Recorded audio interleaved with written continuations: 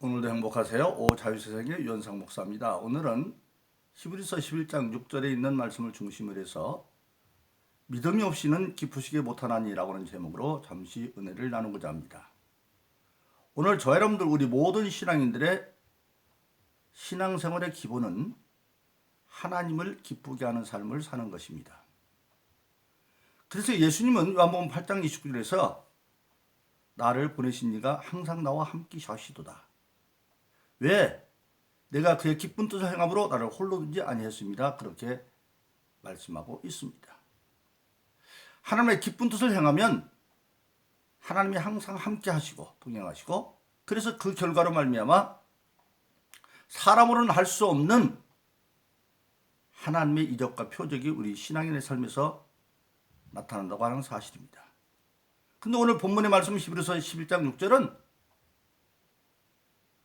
이를 보다 상세히 계시하고 있습니다. 오늘 히브리서 11장 6절에 보니까 첫 번째로 어떤 자를 하나님이 기뻐하시느냐? 하나님의 계심에 대한, 즉 하나님의 존재에 대한 확실한 믿음이 있는 자를 하나님이 기뻐한다고 하는 사실입니다. 우리가 아는 것처럼 하나님은 성경에 여러 가지로 하나님 자신을 계시하셨습니다. 천지 만물을 창조하실 때는 창조자 하나님, 즉 엘로힘 하나님이라 말씀하셨고, 그 천지를 창조하실 때에 누구의 도움도 받지 않냐고 오직 전능하신 하나님 능력으로 천지 만물을 창조할 때는 전능하신 하나님, 그때는 엘샤다 하나님, 그렇게 말씀하셨습니다. 그리고 그 하나님께서 천지 만물을 창조했을 뿐만 아니라 여전히 천지 만물을 주관하시는 역사의 주관자일 때 아도나이 하나님, 주 하나님, 아도나이 하나님, 그렇게 말씀하셨고, 그 하나님이 이스라엘 백성이 애굽에서 노예처럼 고난 받을 때 모세를 통해서 그들을 건져낼 때 하나님은 모세에게 나는 여호와다, 즉 하나님은 구원의 하나님이실 때 여호와 하나님, 그렇게 말씀하셨습니다. 근데 그 하나님이 예수님이 이 땅에 오셔서 주기도문에서 그 하나님을 어떤 하나님으로 우리에게 계시하십니까? 하늘에 계신 우리 아버지요. 그 하나님 바로 하늘에 계신 우리 아버지라는 겁니다. 천지를 창조하시고 그 전능하신 하나님, 이 세상 만물을 주관하시는 주된 하나님, 그리고 애굽에서 이스라엘 백성을 구원했던 구원의 하나님이 바로 남이 아니라 하늘에 계신 우리 아버지라고 하는 사실입니다. 우리 신앙은 여기에서 실질적인 신앙이 삶이 되어지는 겁니다.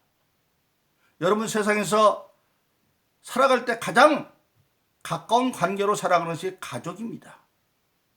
하나님이 바로 우리 아버지입니다.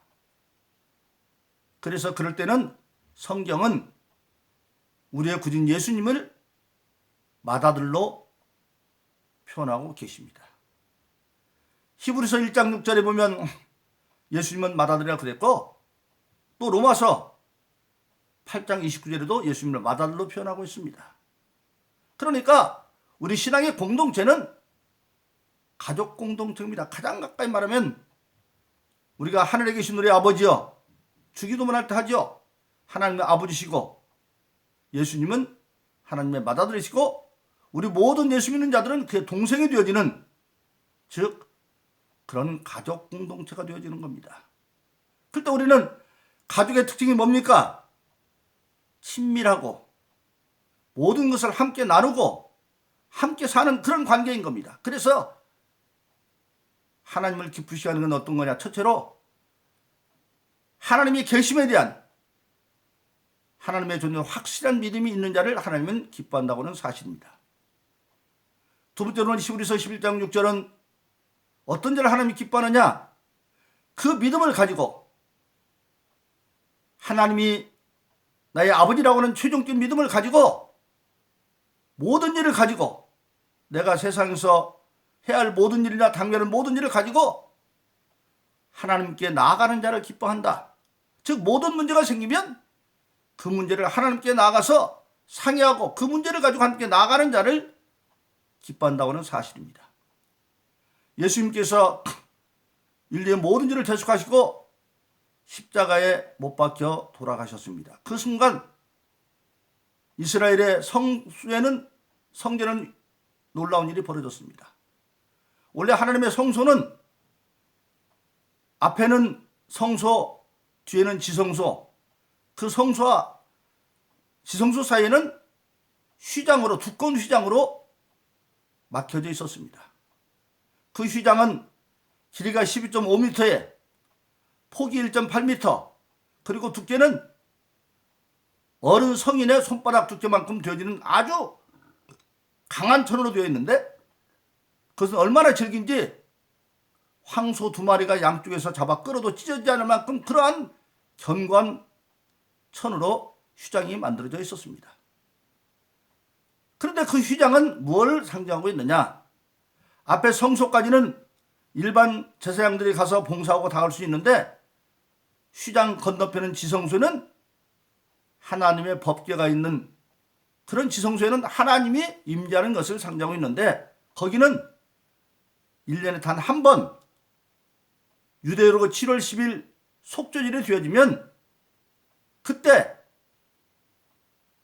마지막 속죄절은 50일 동안 되어집니다. 첫 번째 열흘 동안 나팔절, 온 백성들에게 속죄절이 되었다고 알리는 제사장들의 성소 앞에서 나팔을 붑니다. 그럼 그 나팔 소리를 듣고 멀리 있는 자들도 아무리 바빠도 그 나팔을 듣고 속죄절이구나. 그러면 자기 1년 동안의 삶을 돌이키면서 죄의 문제를 해결하기 위해서 정결한 속죄 제물, 양이나 소를 가지고 성소로 오게 되어져 있습니다. 그리고 거기서부터 일반 백성들의 속죄 제사가 30일 동안 되어지고, 그 41일째 되는 날 대제사장이 자기와 자기 자손들과 모든 이를 위해서 회개하고, 그리고 난 뒤에 양 2마리를 특별히 택해서 그 양을 제비 뽑아서 한 마리는 저 광야에 아사셀 양으로, 즉 마귀 주는 제물로 보내고, 한 마리 양은 잡아서 그 피를 놋대에 담고 드디어 1년에 한 차례 지성소에 들어가서 그 피를 번제단에 뿌리고 민족들이 미처 몰라서 회개하지 못한 모든 죄를 회개하고, 그리고 50일째 되는 날 나와서 백성들에게 모든 죄가 사함받았다고 선포하는 겁니다. 바로 대제사장의 죄 없음을 선포하는 그날, 그것이 바로 오순절인데, 놀라웠게도 사도행전 2장에 나오는 최초의 마가의 다락방에서 성령 받는 120사람이 성령 받는 날이 바로 그 오순절입니다. 예수님이 나타나셔서 그 오순절에 성령을 선물로 주는, 그런데 그런 휘장이 예수님이 십자가에 못 박히고 내가 다 이뤘다 가는 순간에 성소 위로부터 아래로 찢어져서 갈라져서 누구든지 이제는 성소에서 지성소로 등지가 열립니다. 제사장들이 깜짝 놀라가지고 그 휘장을 다시 꼬명받지만 그 휘장은 계속 다시 찢어지는 겁니다. 그래서 결국은 성소와 지성소를 막고는 휘장은 철거되는 겁니다. 그건 뭘 말하고 있느냐? 그 성소와 지성소를 막고 있는 것은 인간과 하나님 사이의 죄로 말미암아 장벽의 것을 상징하는데, 예수가 모든 죄 문제를 해결함으로 이제는 하나님께로 나아가는 길이 열렸다. 그래서 오늘 본문의 말씀에 보면 믿음을 가지고 모든 일을 하나님께 나아가는 자를 하나님이 기뻐하신다. 그래서 성경 히브리서 10장 19절로 20절은 그렇게 말하고 있습니다. 예수의 피로 말미암아 죄사함의 담력을 가지고 새로 열어진 휘장으로 나가는 산길이 새롭게 열렸다. 바로 그렇습니다. 그래서 예수 믿고 거듭난 자들은 모든 죄 문제를 예수 안에서 믿음으로 해결했기 때문에 더 이상 하나님이 두려운 존재가 아니라 엘로힘 하나님, 엘샤다 하나님, 아도나이 하나님, 구원의 주 여호와 하나님이 바로 나의 하나님 아버지이기 때문에 담대히 나갈 수 있는 열려진 것입니다. 그래서 로마서 8장 1절로 2절은 예수 그리스도 안에 다시는 정죄함이 없나니 생명의 성령의 법이 모든 죄와 사망에서 해방했다, 그렇게 말씀하고 있습니다. 그러므로 오늘 저와 여러분들은 이제 하나님이 궁극적으로 하나님 내 아버지를 알고 모든 문제를 전능하사 천지를 창조하신 세상 만물을 주관하시는 구원의 하나님, 그 아버지 하나님께 나아가서 모든 문제를 가지고 그에게 나아가는 자, 그를 하나님은 기뻐한다고 하는 사실입니다. 세 번째로 본문의 말씀에 보면 하나님께로 나아가서 하나님을 찾는 자, 찾는 자는 바로 뭐를 말하고 있습니까? 기도하는 것을 말하고 있습니다. 일찍 예수님께서 마태복음 7장 7절로 11절에서 제자들에게 기도를 가르치면서 말합니다. 너희는 구하라, 찾으라, 두드리라. 구하는 자는 얻게 될 거고 찾는 자는 찾게 될 거고 두드린 자에게는 문은 열리게 될 것이다. 즉 찾는다고 하는 것은 하나님께 문제를 가지고 나가서 기도하는 겁니다. 기도하는 거, 믿음의 기도. 그때 예수님은 마태복음 7장 뭐라고 말했습니까? 비유로 말씀하십니다. 세상에 어떤 부모가 자기 자식이 떡을 달라는데 돌을 줄 부모가 어디가 있고 생선을 달라는데 뱀을 줄 부모가 어디가 있겠느냐. 세상에 악한 부모라도 자기 자식들은 좋은 것을 줄 걸 알거든. 즉 세상에서 사람들도 지탄받는 그런 부모라 할지라도 자기 자식한테는 좋은 것을 준다고 하는 사실입니다. 우리나라에서 보면 고슴도치도 자기 자식한테는 좋은 걸 준다고 하는 걸 똑같은 말이죠. 그러면서 예수님 말합니다. 그렇게 세상에 약간 부모라도 자기 자식들은 좋은 것을 줄 줄 알거든. 하물며 하늘에 계신 아버지께서 구하는 자에게 좋은 것을 주지 않겠느냐. 즉 하늘에 계신 아버지가, 우리 믿는 자들은 다 그의 자녀가 되었기 때문에 기도하면 좋은 것을 준다고 하는 사실입니다. 그러므로 오늘 본문의 말씀에 보면 세 번째로 누구를 하나님이 기뻐하느냐? 모든 문제를 가지고 하나님께 나아가서 하나님께 기도하는 자, 즉 예수 이름으로 기도하는 자를 하나님은 기뻐한다고 하는 사실입니다. 일찍 예수님은 요한복음 14장 13절로 14절에 이렇게 말합니다. 너희가 내 이름으로 무엇을 구하든지 내가 시행하리니 이는 아들의 이름으로 말미암아, 즉 예수님의 이름으로 말미암아 아버지를 영화롭게 합니다. 즉 하나님을 영화롭게 한다. 예수님으로 기도와서 그것이 이루어지는 것이 바로 이루어지는 신앙인에게도 기쁨이지만 그 일을 통해서 하나님께 영광을 돌리는 것이다.